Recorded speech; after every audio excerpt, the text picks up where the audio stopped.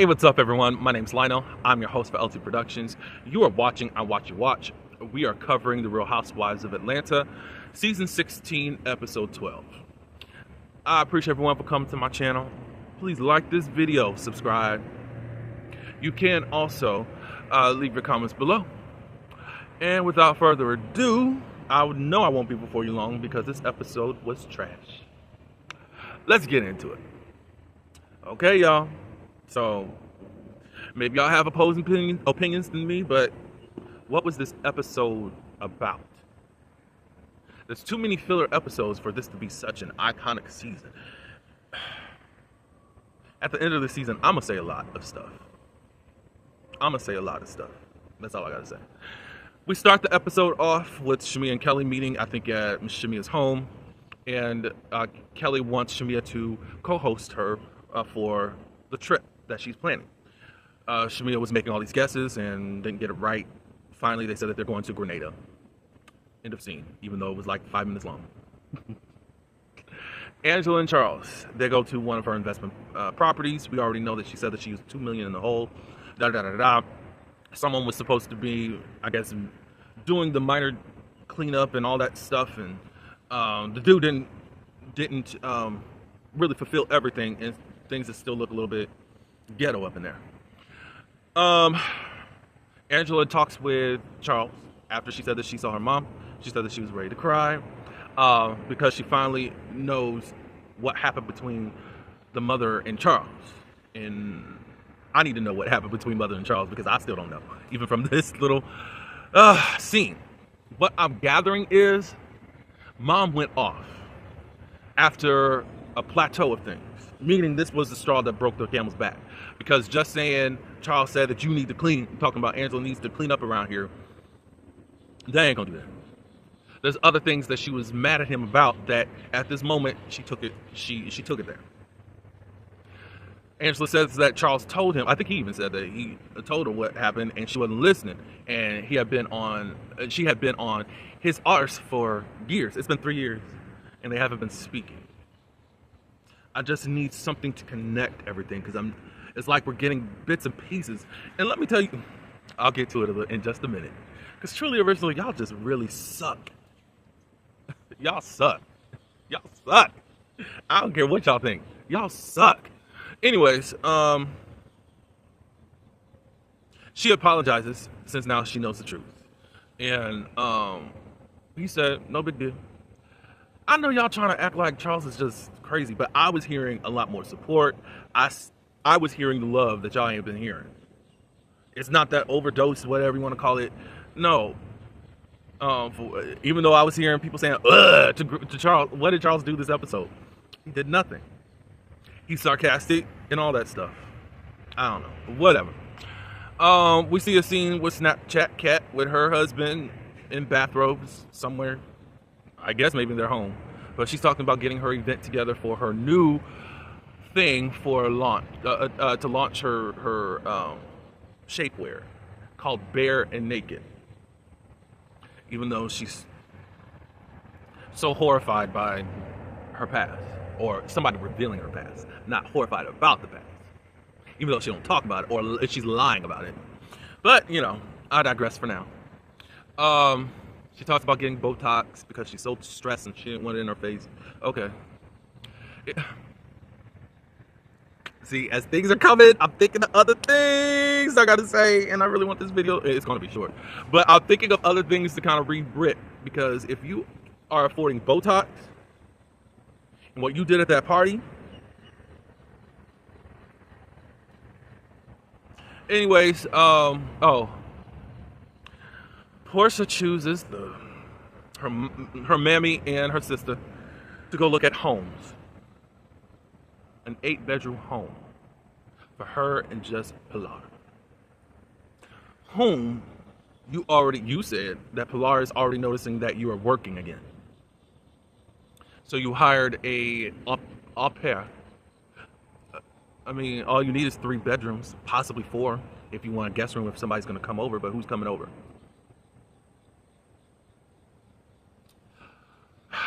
Wasted scene, waste of videotape, camera tape, whatever you want to call it. She does talk about, me and Shamia, we dead and everything. Oh, y'all did. Okay. Okay. And we'll keep it there because we know what it is now. I guess in the next 5 episodes, we're going to know what else went down. Oh, well. Shamia. She's going to the radio station that I think she still works for. Tiger, whoever he is. Y'all know him from BET back in the day. Now he's got his radio show. But I know Shamia worked there. I don't know if she still works there. But she's there as an artist to promote her new single. And for some reason, she took the bait from Tiger and started shading Drew and her music. And unfortunately, I don't like that. I actually love the song that you produce or have out there, Shamia. And I liked you at first, but you just are a whack human being. I say you need to learn how to choose your battles wisely. You're a new artist. A lot of people don't even know that you can sing unless they would listen to Instagram or something like that. You're not out there. You're a new artist trying to get people to buy your music, and you're shading someone else that's trying to get their music out there. Wrong move, dumb move. That was stupid. On to Brit's thing. It's at her country club because, she's at a housing area, a gated community that's like a country club / golf area. So she's having it there, and she's having everyone dressed like they're at the Kentucky Derby. She got Shamia in fur shoes. Kelly got this fur hat on. She got on some fur. Out there golfing. So that means you're getting sweaty and hot lantern. What, this is like July, August? Okay. Everybody's like, what the is going on? Portia has stuff to say. Drew has stuff to say.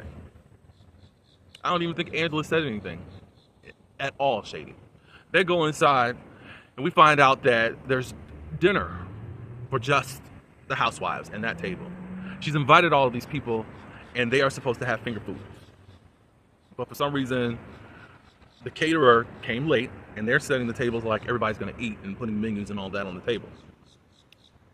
And she's complaining about it. Britt, like, why would you do that? Why are you pre-launching something and you don't even have enough food? If everybody was going to eat bites, then everybody should have ate bites. If you can't, no, that's not a host. But not from this girl that says that she gets invited to all the parties. And this is what you come up with? So on your own property that you probably just had to say, hey, I need to do this.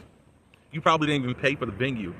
You mean to tell me the most that you had to pay was the catering that was jacked up to only feed a few people?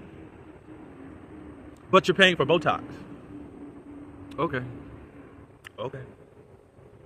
But this is the girl that y'all been amping up. And what I mean by y'all, what I've been seeing on the timeline. And ooh. And she has not delivered once. Let me see what else. Yeah, flop. I believe that Kelly came up with this. Britt came up with this last minute. The producer said, you got to do something. She says to the group, she came up with this shapewear after she got a BBL. And the shapewear wasn't really attractive.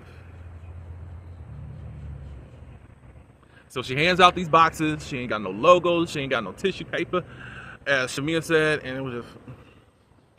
She gives Angela an extra large. And I'm confused on that. Y'all can say this is so shady, but Angela's not a big woman. She's tall, and she's got big feet, but she's not a big woman. She's probably about the same size as you, Britt, with all of your surgeries. And Angela's had surgery too, so let me be fair. But Angela's looking good. Sorry. I don't understand, whatever. So then, later on, Britt came by. She came from the head of the table down there, closer to Angela and all that, and All of a sudden, Angela, I guess she was asking, how's everybody doing? Everybody good? Yeah. And Charles doesn't have a side baby, Angela says. And everybody's like, what? I don't know why. But it looks like maybe Angela wanted to get something started because nothing was happening. So she just said, we said some things to each other. Britt said something about, you were sleeping with whores. And he said, Angela said that I could be one of your whores. And Charles said, I don't sleep with whores.